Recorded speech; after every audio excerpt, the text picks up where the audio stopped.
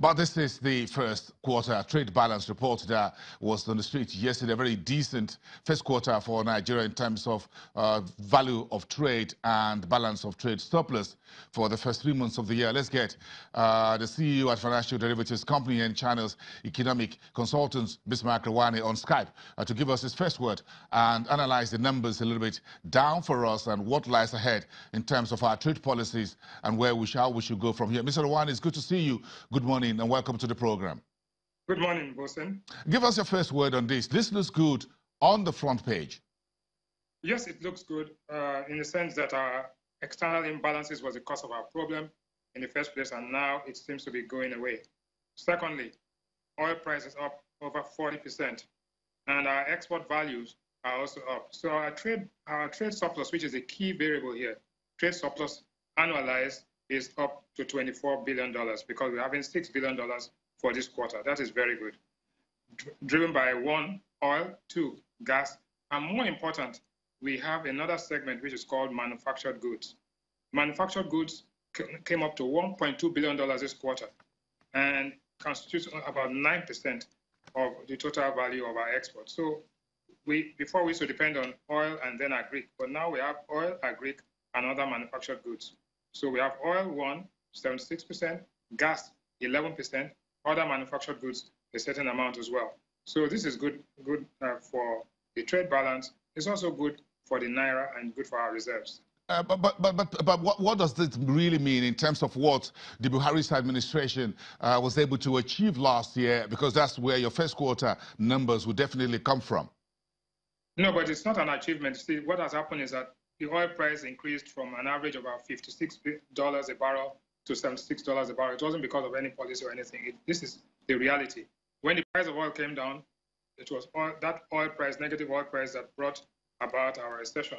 When the price of oil has gone up and our production is stable, we are also getting the advantage of that. The actual policy initiative is that because of the policies on IE window, we have now seen an increase in Nigerian manufactured exports, which was a new segment of $1.2 billion. The agricultural exports actually went up. It was $230 million. But in reality, there was more of self-sufficiency in agricultural products. Rice is self-sufficient. We've done well in terms of gum arabic. We've done well in terms of palm oil. So the policies are working in terms of some elements of self-sufficiency.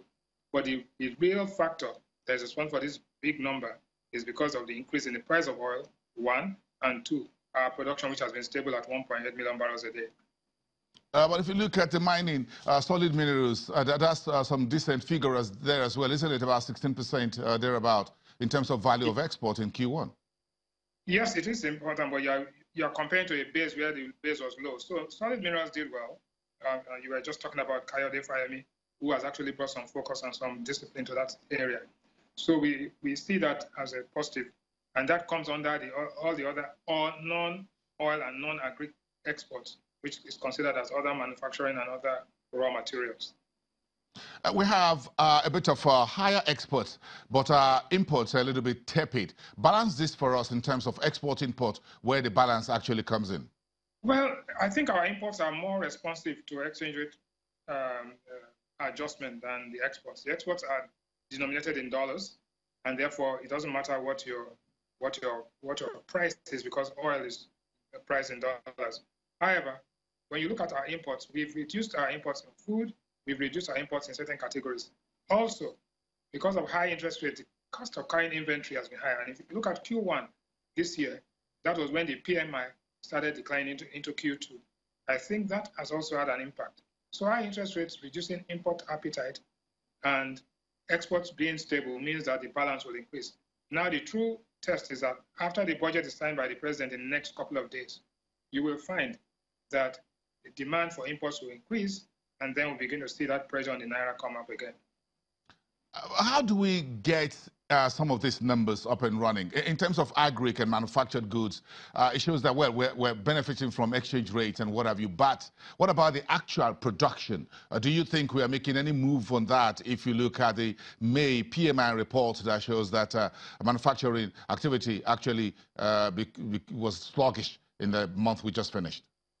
That's the most important thing, because Q1, what we're talking about is Q1. Q2, we begin to see the impact of high interest rates and the constraints on manufacturing. However, it takes time. You see, what has happened is that the adjustment so far is in the recurrent side of things. In other words, people are carrying inventory. But when it comes to the structural shifts that are required to deal with the structural problems, we need to invest in seedlings, in fertilizers, in land preparation. All of these things are happening, but not to the magnitude that you can feel immediately. But the trends are important, and I think Nigeria is moving in the right direction.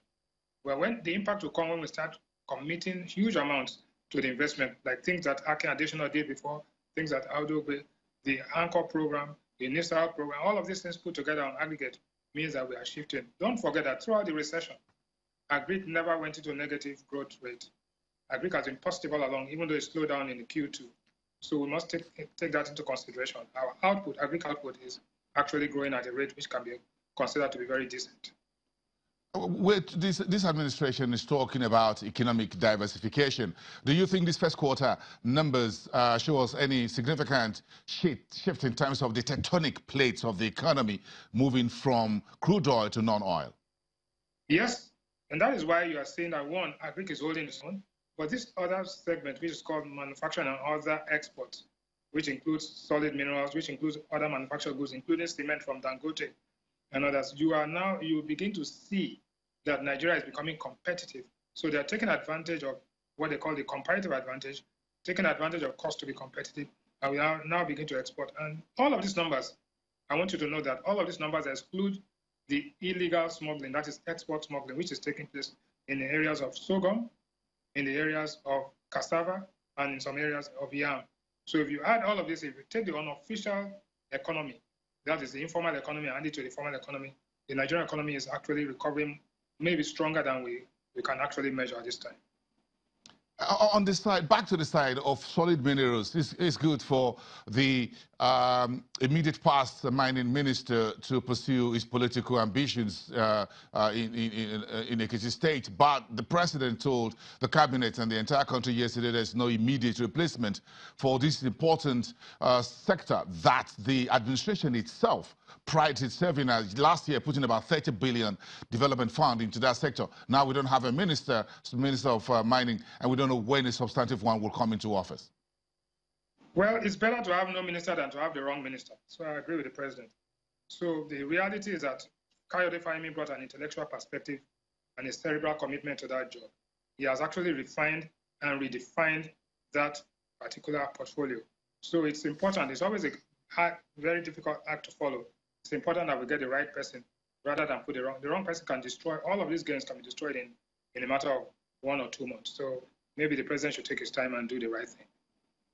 Finally, Mr. Rewane, what's your outlook on second quarter GDP, looking at all the numbers we've had in terms of a Q1 GDP? We have the capital importation report. Now we have what you call the trade and trade balance report. We don't have the unemployment numbers yet.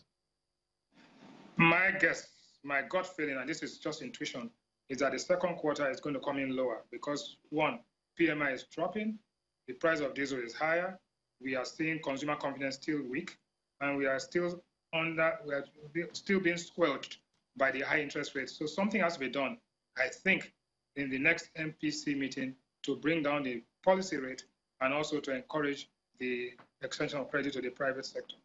Without that, we're going to be, we're moving in the right direction very slowly.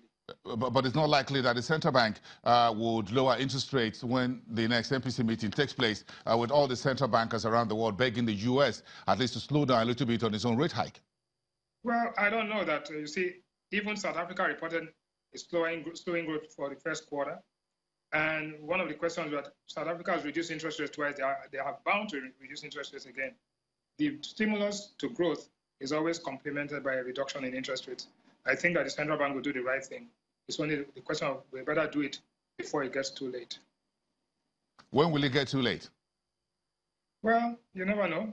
But the thing about it is that the patient has to be given a stimulus for him to get well. If you wait for the patient to get well before you give him the treatment, that's what I mean by being too late. We thank you for your time today. Thanks very much, Mr. Rewane, CEO at Financial Derivatives Company and Channels Television Economic Consultant, weighing in on the first quarter trade and trade balance report.